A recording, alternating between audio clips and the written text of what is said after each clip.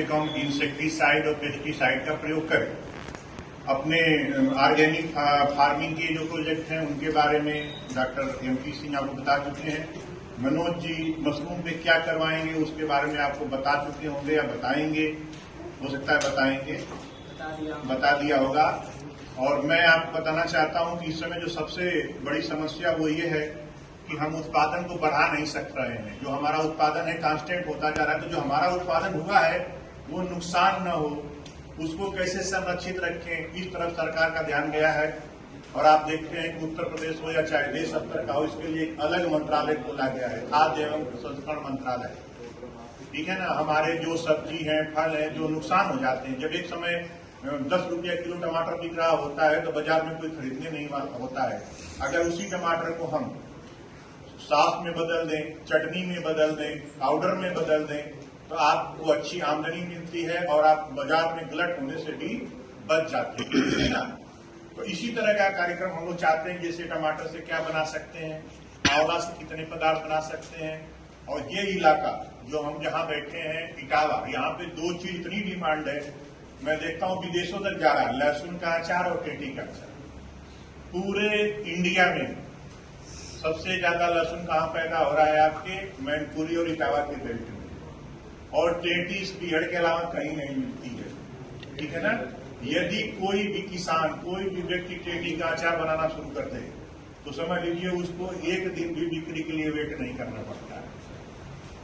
लोग मुंह मांगी की वजह से प्रतापगढ़ आज आंवला का बेल्ट हुआ और वहां से ऊपर प्रतापगढ़ का लड्डू विदेशों तक जा रहा है। बना बनाया लड्डू बिल्कुल स्वीट हाउस खुल गए हैं, दिल्ली से लेके बॉम्बे। कोई ऐसा बड़ा शहर नहीं है जहां आंवले के लड्डू का, बर्फी का दुकान नहीं खुली। आज के 10-15 साल पहले वहां किसानों ने शुरुआत की थी आंवला स्वीट की। मेरा कहने का मतलब यह है कि हम भी ऐसे जगह पर बैठे हुए हैं जहां आलू, टमाटर, लहसुन, टेटी, इस तरह की चीजें बहुत पैदा होती हैं। यदि इसको हमारी घरेलू महिलाएं, मैं देखता हूं घरेलू महिलाओं को थोड़ा काम अब कम हो गया है।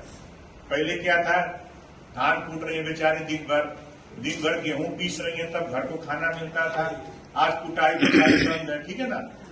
तो अगर वो 2-3-4 घंटे लग करके अपना 10-15 का महिला समूह बना लिया, या अपने किसी परिवार में, हमारा संयुक्त परिवार है तो 2-3 बहुएं हैं, 7 लोग हैं, 4-5 लोग मिल करके एक छोटा सा कार्यक्रम शुरू कर लिया और 4-5 हजार रुपया लगा करके अपना FPO में रजिस्ट्रेशन करा लिया अपनी कंपनी का, तो आराम से आप अपने को पॉलीथीन पैकेट में डिब्बा बंद करके अचार मुरब्बा बेच सकते हैं बहुत आसानी से।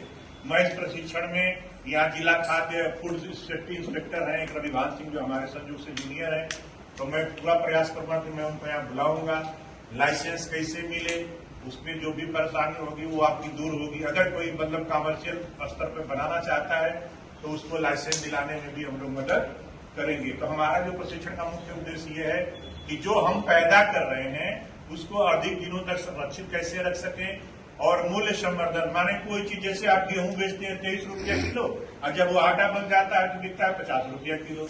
ठीक है ना। ऐसे जब आलू बिक रहा है 10 रुपया किलो, और 1 किलो से अगर 100 ग्राम भी चिप्स अगर बना देते हैं पेप्सी वाले, तो बेच रहे हैं 250 में, 300 में, 200 में, है ना। तो इसी को हम कहते हैं मूल्य संवर्धन। ठीक है ना। आपने टमाटर लिया, उससे सॉस बना दिया, चटनी बना दिया, तो 10 रुपया, 20 रुपया, मान लीजिए 50 रुपया का खर्चा हुआ। कोई भी ऐसा खाद्य सामग्री में आपको दावे के साथ कह सकता हूं कि उसमें बना के बेचने के बाद 50% का मार्जिन है। इससे कम अगर आपको मार्जिन मिले तो हमें बता दीजिएगा। ठीक है ना। अगर आप 50 रुपया खर्च करते हैं ना तो आपको 100 रुपया मिलेगा।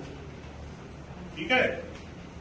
अगर आप 100 रुपया का काम करते हैं तो 200 मिलेगा। आप देखिए जो जैम बनता है, सेव का जो जैम बनता है वो अभी मार्केट में 200-250 रुपया किलो है, लेकिन अगर उसको आप घर पे बनाते हैं तो आपकी लागत 110 रुपया, 115 रुपया आती है। शीशी चूंकि कंपनी को वापस चली जाती है, कहीं न कहीं से घूम फिर के जो शीशे के बोतल होते हैं वो पहुंच जाते हैं कबाड़ियों के माध्यम से। ठीक है ना। तो अब उसको भी सरकार ने खत्म करके टेट्रा पैकिंग कर दिया, जो कागज वाले पैकेट हैं, पॉलीथीन पैकेट हैं, बोतल्स हैं, तो उसमें भी अब खर्चे आपके कम होने लगे।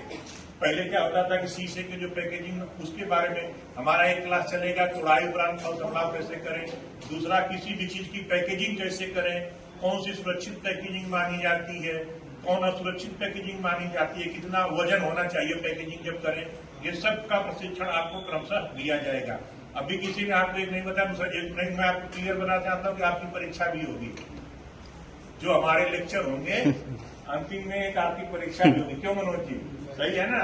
सही। तो आपका ज्ञान हमारे आने के पहले जो भी था, जब आपने यहाँ पढ़ाई लिखाई की, हम 7 दिन आपके साथ मेहनत किए, तो आपने कुछ सीखा कि नहीं सीखा, जिसको हम कोई फेल नहीं होगा, डरने की बात नहीं है।